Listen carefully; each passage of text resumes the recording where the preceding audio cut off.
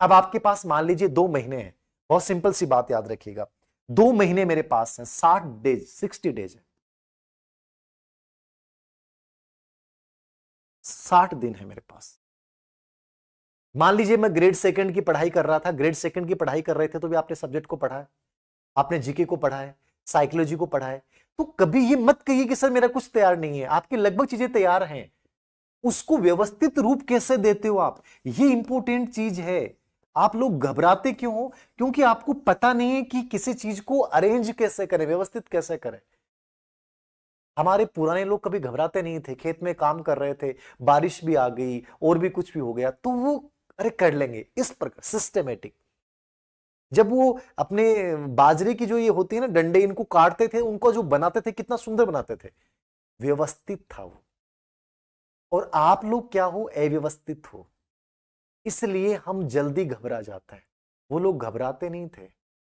जब आदमी व्यवस्थित होगा ना, कितना ही बड़ा तूफान आ जाए घबराएगा नहीं। वो जो बनता था ना वो खेतों में ऐसे ऐसे करके ऐसे ऐसे बनाते थे वो लोग, चाहे बारिश आए तूफान आए कुछ नहीं बिगड़ता था, क्योंकि वो व्यवस्थित था।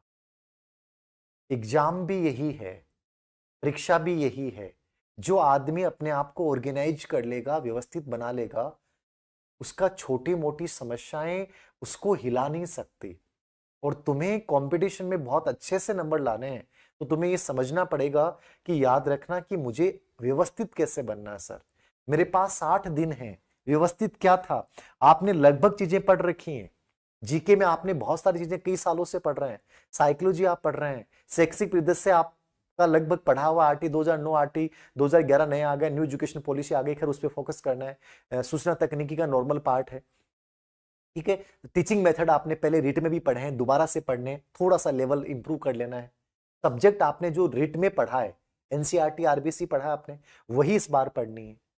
कहने का मतलब है आपने सब चीजें पढ़ी हैं, लेकिन आप घबरा रहे हो, आप अपने आप को व्यवस्थित बना रहे हो कि सर मैं 2 महीने में कैसे कर पाऊंगी, क्या मैं जीरो से हीरो बन सकती हूँ? आप जीरो है ही नहीं। पहली चीज ये आप क्यों सोचते हैं कि सर मैं जीरो हूं? जीरो तो आप है ही नहीं। जीरो कैसे हो सकते हैं? आपने रेट को क्रैक किया, जीरो नहीं है। मैंने कहा छोटी छोटी चीजों के लिए अपने आप को बधाई दीजिए कि मैं बेटर हूं। जीरो कहां से हुए? आपने रेट को क्रैक किया, बहुत पॉजिटिव मैसेज है, मैं कह रहा हूं बहुत धन्यवाद के पात्र हो, ग्रेट हो तुम लोग, कमजोर नहीं हो तुम लोग। तुमने बीएड किया है, तुमने बीए किया है, तो तुमने पढ़ा बहुत है, तुमने तैयारी की है, 20 दिन पढ़ा है, सेकंड ग्रेड दिया है, ग्रेड फर्स्ट दिया है, तुम पढ़ तो रहे हो। प्रॉब्लम क्या है? तुम्हारे अंदर डर है कि मैं अच्छा नहीं कर पा रहा हूं, मेरे से ज्यादा लोग बहुत अच्छा पढ़ रहे हैं। मैंने अवनी एजुकेशन ऐप पे जब मैंने उस बच्चे को यही बोला कि यार 50% सिलेबस कवर कर चुके हो, ये पॉजिटिव चीज है, नेगेटिव नहीं है। जब कोई लड़की करिए सर मैं कैसे करूंगी? आप सब लोगों ने बहुत अच्छी पढ़ाई कर रखी है, अब आपको पॉजिटिविटी लाने की आवश्यकता है कि सर मैंने पढ़ रखा है, बस मुझे उसको व्यवस्थित करना है, ऑर्गेनाइज्ड करना है, एक शेड्यूल्ड करना है। ये सबसे इंपॉर्टेंट चीज।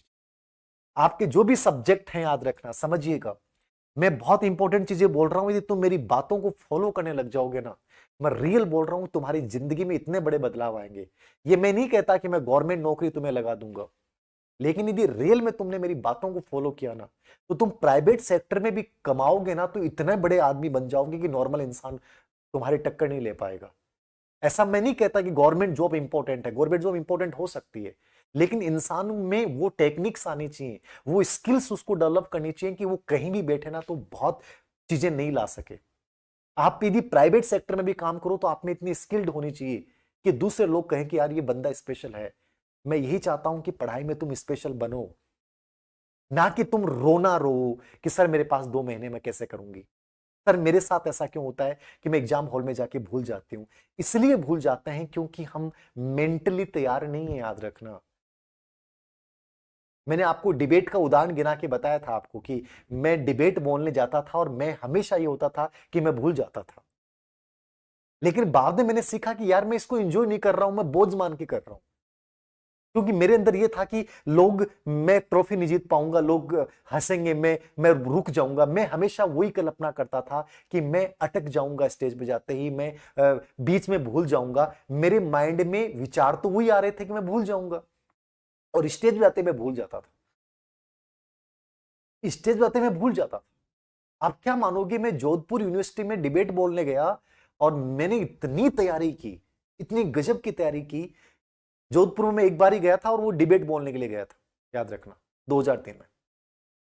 मैं स्टेज पे जाते ही इतनी गजब की तैयारी थी, मैंने 2 वर्ड बोले और मैं भूल गया। लोगों ने तालियां बजा दी। लोग ताली बजाने के लिए तैयार बैठे हैं, लोग तो डिमोलाइज करने के लिए तैयार बैठे हैं, लोग तो ये चाहते हैं कि तुम्हारा मजाक बने, क्योंकि लोगों को आपकी उस तैयारी से मतलब ही नहीं है ना। आपने कितनी मेहनत की है, कोई मतलब नहीं, किसी को मतलब नहीं है साहब। फिर मुझे लगा कि यार मैं गलती कर रहा हूं, और गलती मैं ये कर रहा हूं क्योंकि मैं परिणाम को लेकर चल रहा हूं, मैं सोच रहा हूं ज्यादा। उसके बाद मैंने पढ़ा नहीं उस कंटेंट को, मैंने बस माइंड में सेव किया कि मुझे एंजॉय करना है यार उस डिबेट को। मैं आज तक नहीं अटका कभी भी। आप मुझे 5 लाख लोगों के बीच में खड़ा कर दो, मैं आग लगा सकता हूं उनमें, इतना मेरा कॉन्फिडेंस है। यही कॉन्फिडेंस तुम्हारी पढ़ाई में तुम्हारा होना।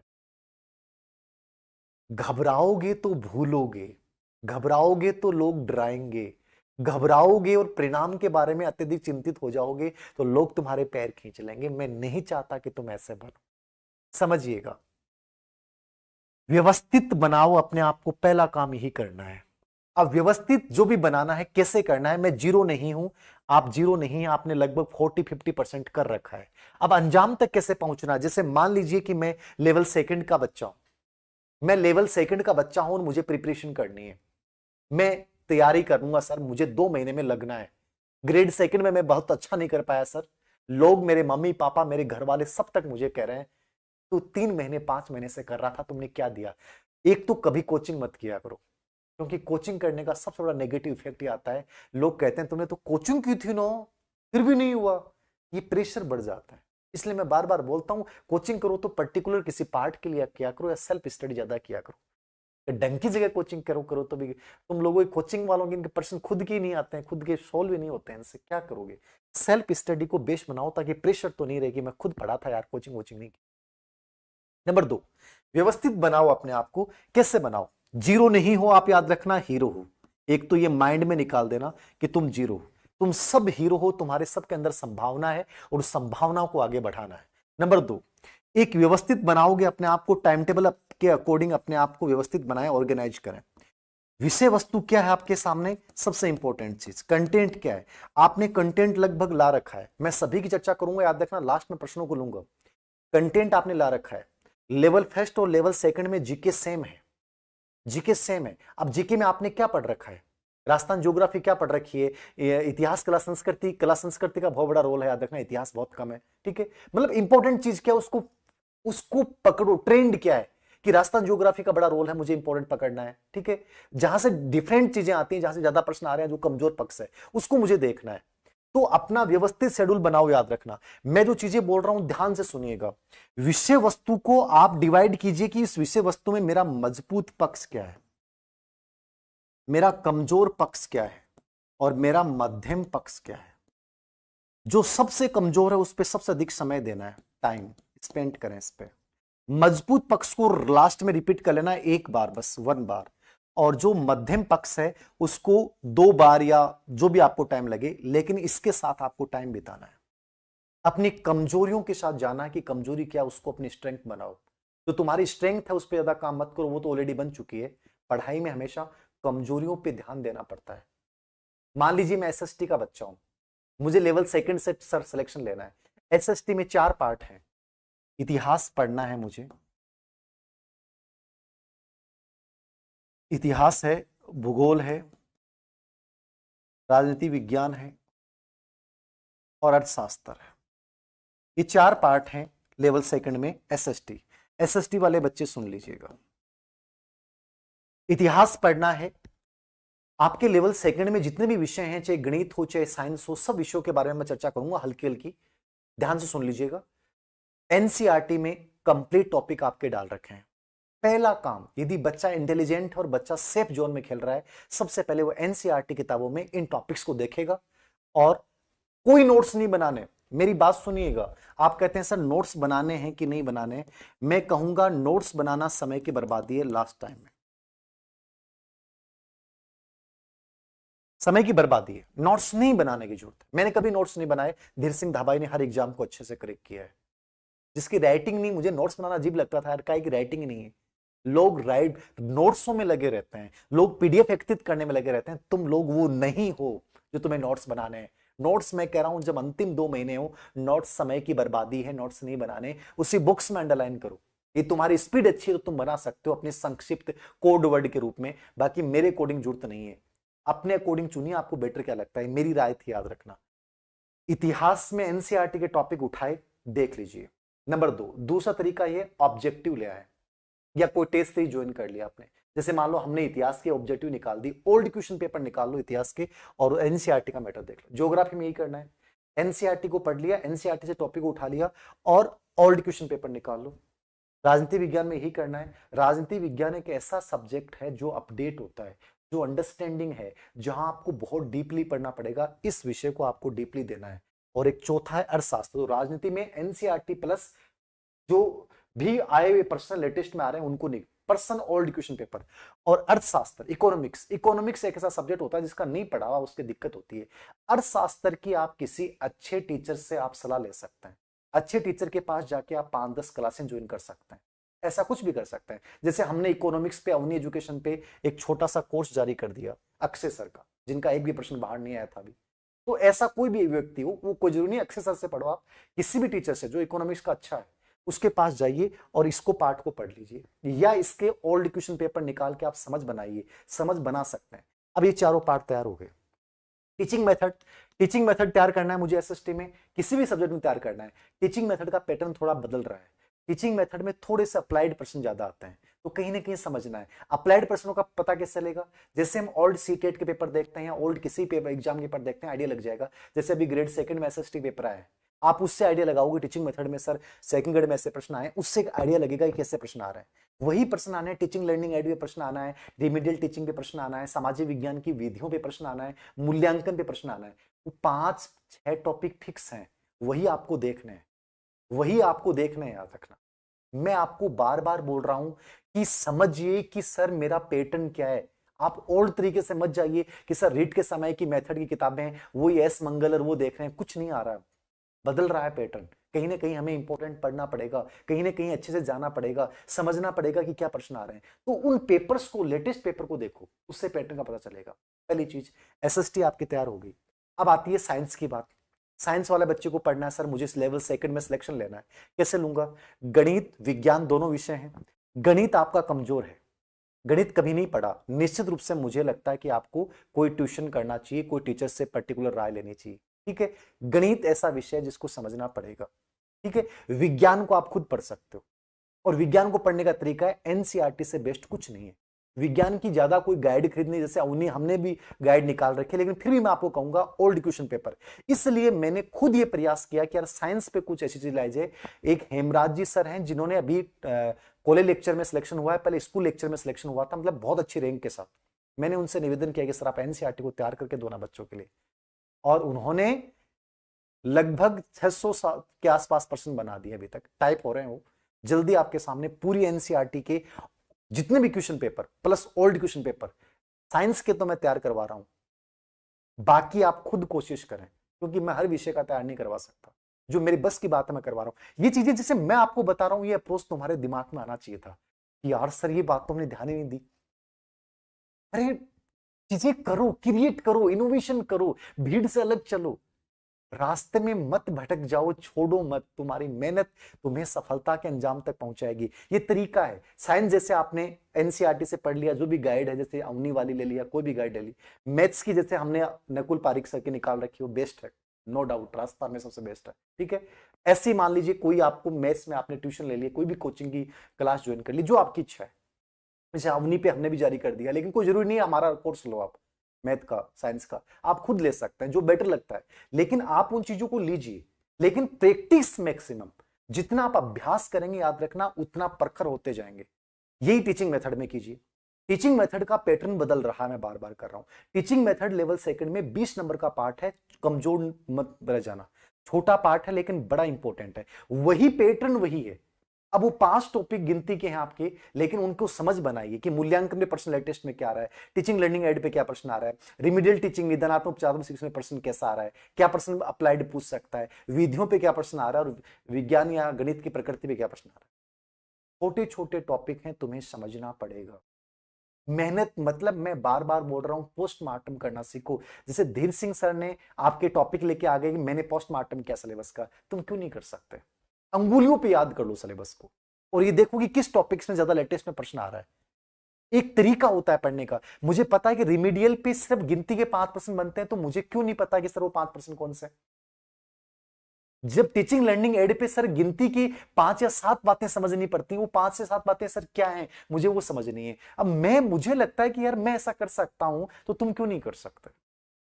मैं यही कह रहा हूं कि तुम्हें उस चीज को ऑर्गेनाइज करो अपने आप को, कि क्या चीजें लेनी है, क्या चीजें नहीं लेनी है। ये बहुत इंपॉर्टेंट चीज है। टीचिंग मेथड बना लिया। ऐसे ही आप हिंदी संस्कृत में कर लो। हिंदी में व्याकरण है, व्याकरण की कोई भी किताब ले ली, राघव प्रकाश के आर मैया। टीचिंग मेथड की गाइडेंस ले लो, ओल्ड क्वेश्चन पेपर को निकालो, और एक अच्छी टेस्ट सीरीज ज्वाइन कर सकते हैं जो बहुत अच्छा टीचर बना रहा है, टीचर ऑर्गेनाइज कर रहा है। जैसे सुरेश जी सर, उनकी बहुत अच्छी है, अभी सेकंड ग्रेड में लगभग टेस्ट सीरीज से 70 से 80% प्रश्न आ गए। तो ऐसी कोई भी टीचर की टेस्ट सीरीज आप ज्वाइन कर सकते हैं जहां बेटर परफॉर्मेंस है, और जो टीचर खुद पर्सनली में। कोचिंग की टेस्ट सीरीज कभी मत लो, क्योंकि वहां लड़के कंटेंट राइटर रख रखे होते हैं और वो बनाते हैं, वहां जस्टिस नहीं होगा। पर्टिकुलर टीचर के लो, जो टीचर बहुत मेहनत कर रहा है। हमेशा टेस्ट सीरीज उसी टीचर की लेनी है। कोचिंग के नाम से कभी टेस्ट सीरीज मत लेना। लगभग लड़के रख रखे हैं कंटेंट राइटर के रूप में, और वो उतना जस्टिस नहीं हो सकता। एक फेवरेट टीचर के लो जो रियल में मेहनत करता है, हमेशा रखना। उसके बाद संस्कृत में वही चीज है। आप कोई भी मार्केट में चले जाएं, राजस्थान में 3-4 टीचर हैं बड़े जिनके नाम हैं, चाहे लोकेश जी हैं, राम कुमार जी सर हैं, ठीक है, किरण मैम है, जो भी आपको लगता है, भावना मैम है, 3-4 बड़े जो लोग, मनोज जी हैं, आप इनमें से किसी एक के साथ जाए और उनकी उस किताब को लें और उसको बार बार रिपीट करें। यही आपको इंग्लिश में करना है। ये विश्वास सर का सबसे बढ़िया बताते हैं, ठीक है। उनका कोर्स जैसे अवनी पे भी हम ला रहे हैं, बट जैसे भी है आप पर्सनल गाइडेंस लें, किताबें पढ़ें। अवनी से भी हमने एक इंग्लिश की किताब निकाल रखी है, एक बीके रस्तोगी की किताब आती है इंग्लिश में, बहुत अच्छी आती है। तो ऐसी कोई एक मटेरियल ले आए आप, चाहे वो अवनी हो चाहे दूसरा कोई भी पब्लिकेशन हो, बढ़िया जो आपको लगे कि सर ये बहुत बढ़िया आती है, और वही टीचिंग मेथड में करें कि लेटेस्ट में पर्सन क्या आ रहे हैं, याद रखना। ये कहीं ना कहीं आपको एनालिसिस करना पड़ेगा। ये जितनी मेहनत, जितना मैं सोच रहा हूं तुम लोगों के लिए, उतना आपको अपने लिए बहुत ज्यादा सोचना पड़ेगा। एक तरीका है लेवल सेकंड में सिलेक्शन लेने का, क्योंकि वहां सब्जेक्ट का बड़ा रोल है, टीचिंग मेथड का बड़ा रोल है, जीके का है, खैर साइकोलॉजी सेक्सी पद्धति से आईसीटी का भी अपना है। मुझे बैलेंसिंग करनी है कि सर मुझे जीके में इतना। अब आपके पास 2 महीने कम नहीं है, लेकिन मैंने कहा कि प्रॉब्लम कहां आएगी, जब तुम अपने आप को व्यवस्थित बना लोगे। मैंने लेवल सेकंड का पूरा एनालिसिस कर दिया कि कहां कहां क्या चीजें देखनी है आप लोगों को, कैसे क्या करना है। लेकिन मैं बार बार ये बोल रहा हूं कि तुम्हें ये पता चलना चाहिए कि सर मुझे पढ़ना क्या और छोड़ना क्या है। जैसे मेरे दिमाग में आ जाता है कि यार मैं साइकोलॉजी में पढ़ाता हूं, तो मुझे लगता है ये चीजें आ जानी चाहिए, वैसे तुम्हारे दिमाग में आने लग जाएंगी। प्रैक्टिस मोर करो, खुद करो, ज्यादा करो। और तुम ये डर जाते हो ना कि सर अब नहीं हो पाएगा, ये चीजें समाधान नहीं है। समाधान निकालना है, तो निकालना है तो उसमें थोड़ा सा गोताखोर, याद रखना, ऊपर ऊपर से तैरके से थोड़ी है कि वो मोती निकाल लाएगा। उसको अंदर तक जाना पड़ेगा, उसको तह तक जाके देखना पड़ेगा कि रियल में वो चीज है कहां पे। और यही मैं कहना चाहता हूं, सिलेबस हमेशा बताता है, तो मैं एनालिसिस करवाता है कि क्या चीजें आ रही हैं। सेकंड ग्रेड में साइकोलॉजी में पता है कि सिलेबस में अलग से बिंदु डाल दिया, अचीवमेंट मोटिवेशन, हर सेकंड ग्रेड में प्रश्न आ गया।